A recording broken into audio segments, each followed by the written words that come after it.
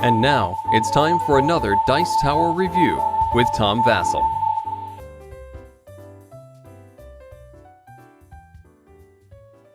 One of my favorite new series of games from 2009, well, maybe one of the only series of games, is the Gryphon Games. There's 9 of them at this point in time, and fantastic games, but probably the best in the lot. If you were just going to get one, I would probably tell you to get Incan Gold. This is maybe the 4th reprinting of this game so far, but it's a tremendous game for groups.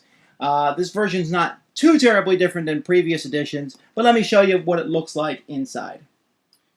When we open the box, inside we find a pile of jewels, 3-dimensional multicolored objects. The blues mean 1, the black ones or obsidian mean 5, and the gold ones stand for 10 of different values. And then there's also a pile of tent cards here, and these are pretty neat because they fold out, and each player gets one of these and he puts in front of him. The tent is basically a way the player has to keep their jewels hidden from the other players. The rest of the game, which is basically just a deck of cards.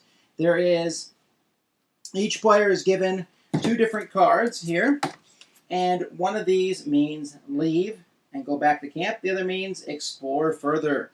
So everyone gets 2 of those, and then a pile of the temple cards are placed face down, are shuffled and placed face down, and the game is ready to begin. There are 5 rounds of the game, and in case you can't remember, there are 5 temple cards that are placed to the side, and in fact are built like a temple to show what round you are on.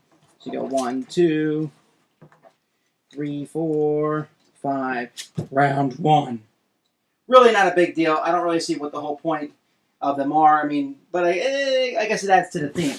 But what really matters is this deck of cards here. So, everyone who's playing the game is exploring in round 1.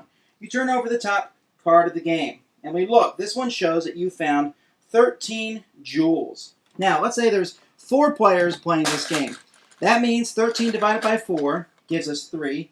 So each of those 4 players gets 3 gems that they put in front of them. They don't put them in their tent. They simply put them in front of them because they're still in the cave. They have not gotten out yet, and so they must continue on in. There's an extra, obviously, 4 times 3 is not 13, it's only 12, so the extra one is placed on the card. Well, now players all will simultaneously decide whether they are going to go back to the camp or whether they're going to go farther in. If they choose go back to the camp, they get to keep any jewels that they have and put them under their tent. If they are the only person, they would get this jewel on the thing here. If there happen to be more jewels, let's say this had been a 14 and there was 2 jewels on it, then if there was 2 players, they would each get 1. If there was 1 player, he'd get both of them. If there was 3 players, well, tough luck. So let's say one guy runs out. Now there's only 3 players left. The next card of the deck is turned over. This is a rock slide. It's a disaster. However, it doesn't mean anything. A rock slide is only dangerous if a second rock slide is turned over, and there's 3 of them in the deck, so now players, again, will pick between these 2 cards. The third card is 7. There's only 3 players left, so that gives each of them 2, and leaves 1 more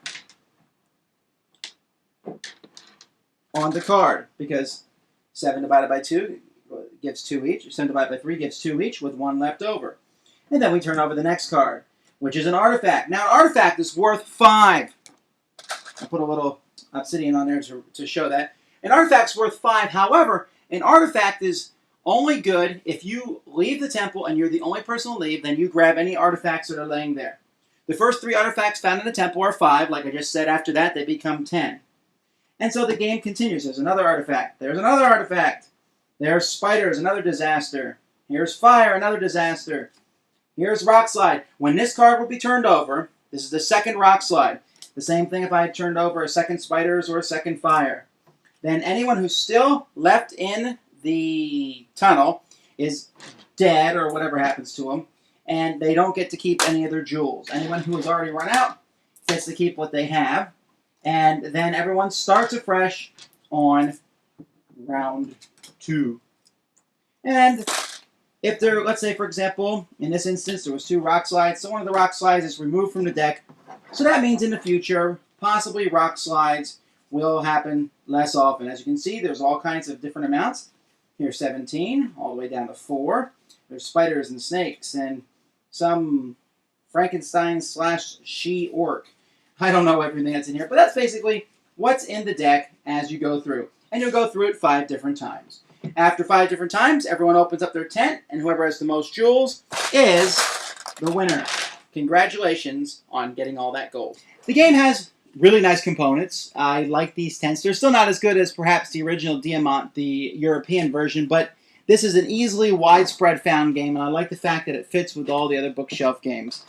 What I like about Incan Gold is the fact that it can handle a pile of players. The box here says up to 8 players, although I suppose you could even make room for more, but 8 seems to work really well. I played this game with 8 people multiple times. I played it with 6, I've even played it with 5 and 4, although I find that 4 is kind of pushing it as the fun factor, and less than that, the box says, what, 3? I wouldn't even try it with 3. But with 8, 6, 7, 8, a tremendous game because everyone's involved. Everyone's trying to see who's going to run and who's going to stay. And sometimes it can get really interesting when there's just one player left and they're seeing how far they're going to push their luck, because you can get a lot if you're the last player in. But many times that last player in is get taken over by the disasters. Very funny. Everyone enjoys it. And it's just a very quick, fun game. It takes about 15 minutes to play. Works in many situations. This is one of those games that I would say is a must-have for pretty much anyone, because you have some people over, they've not played games before. Incan Gold is a very easy, simple game to teach them, and everyone has a blast. Probably the best game from the Gryphon line, certainly one of the best. Thanks for joining us today. For more written, audio, and video reviews, as well as the #1 board game podcast, check out the website at www.thedicetower.com. Until then, this is Eric Summerer, and you've been watching The Dice Tower.